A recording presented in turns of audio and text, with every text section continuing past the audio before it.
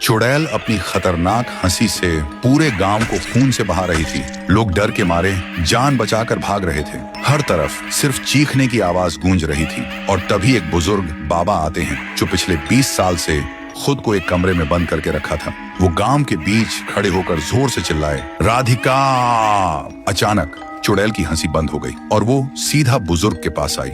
बाबा ने गहरी आवाज में कहा, बंद करो ये सब, बहुत हो गया। सुनते ही चुड़ैल रो पड़ी। लगभग 50 साल पहले वो भूतिया घर एक सुंदर हवेली हुआ करता था और उसमें रहता था एक परिवार, राधिका, उसका पति और उनका एक छोटा बेटा। राधिका और उसका पति दोनों को तंत्र विद्या आती थी। उस विद्या से वो गांव वालों की हर बीमारी दूर करते थे।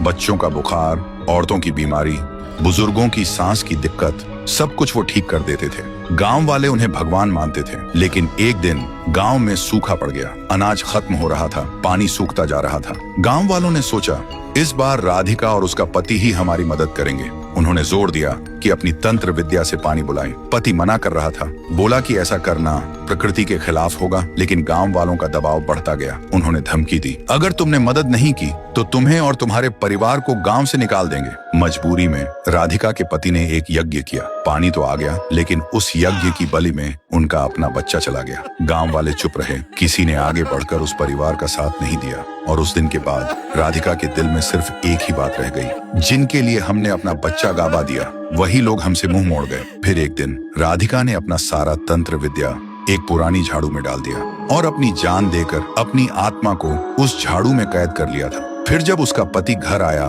तो देखा वो लटकी हुई है। ये सब देखकर पति सदमे में चला गया और तब से अपने बेटे और पत्नी दोनों के गम में उसने खुद को एक कमरे में बंद कर लिया था।